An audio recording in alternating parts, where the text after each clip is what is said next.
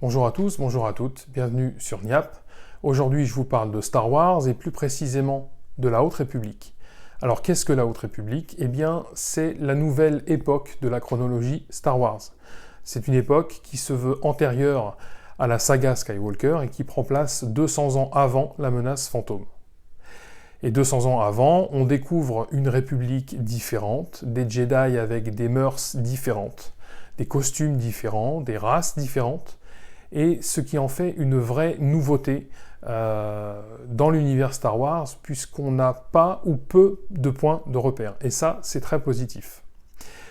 Les événements, en fait, se lancent, en fait, à la veille de l'inauguration d'une station spatiale. C'est nouveau, une station spatiale dans l'univers Star Wars, la Starlight Beacon, ou bien le flambeau stellaire, en français.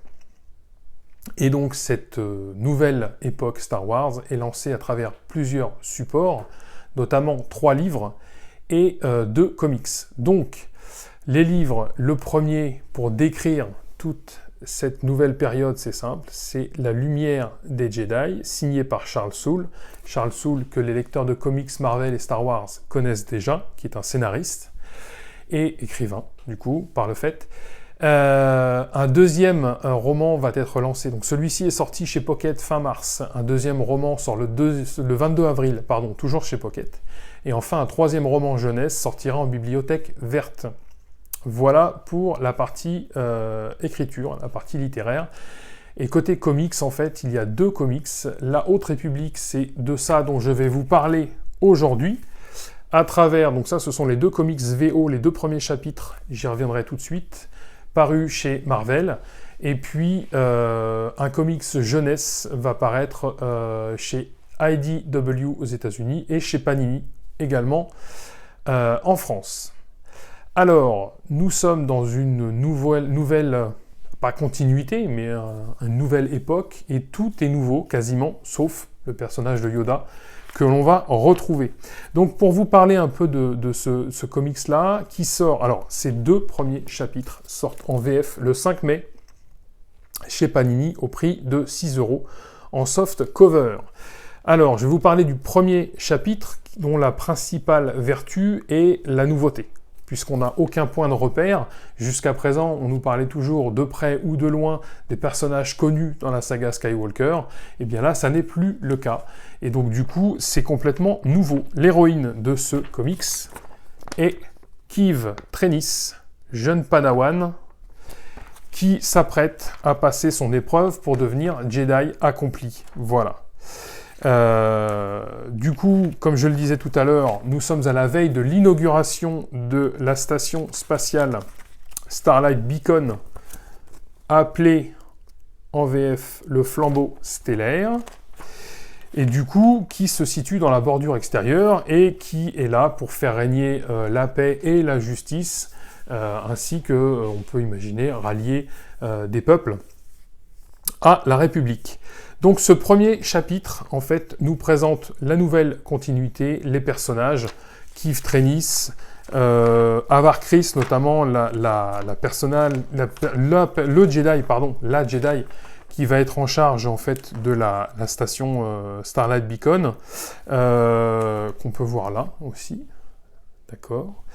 Et donc ce premier chapitre, c'est vraiment de la présentation, et puis en fait on commence à rentrer dans l'histoire avec ce deuxième chapitre. Alors, 2 chapitres pour juger de la qualité globale, c'est pas forcément pertinent, mais on peut se rendre compte des choses. Voilà. Principal avantage, comme je le disais, si vous l'avez pas compris, c'est que vous n'avez pas écouté, c'est que c'est nouveau, c'est qu'on n'a pas de point de repère, c'est qu'on nous parle pas de Skywalker, c'est qu'on nous parle pas de personnages déjà connus, donc ça, pour moi, c'est un plus, et c'est ce que j'avais envie de découvrir en lisant ces épisodes. Du coup, pour moi, il y a 2 points à corriger, j'espère. Je ne vais pas dire négatif, je vais dire à corriger. Premier point, c'est le dessin, en fait. Puisque le dessinateur, donc le scénariste, c'est Cavan Scott, qui a priori a déjà signé des livres sur l'univers Star Wars dans la nouvelle continuité. Et le dessinateur, c'est Ario Anindito. Alors, Ario Anindito, un trait qui est plutôt élégant, plutôt bien fait, on va dire, mais je trouve sage, trop sage. Voilà, j'aurais aimé un trait avec un peu plus de caractère, pourquoi pas un grand nom, en fait, pour le lancement de cette série, qui se veut malgré tout être peut-être l'avenir, en tout cas l'avenir proche, de la franchise Star Wars. Voilà, j'aurais aimé, comme je le disais, un peu plus de personnalité dans le trait, avec peut-être un parti pris un peu plus fort. Pour rappel, lorsque Disney acquiert la franchise Star Wars, les comics publiés chez Marvel vont avoir pour dessinateur, sur la série Star Wars, le premier arc sera signé par John Cassaday, le deuxième par Stuart Immonen, qui sont quand même des dessinateurs marquants. Et la série Dark Vador en parallèle va être, elle, dessinée par Salvador Larroca. Alors on aime ou on n'aime pas Larroca, mais ça a quand même le mérite d'être un dessinateur connu. Voilà, c'est un petit peu dommage.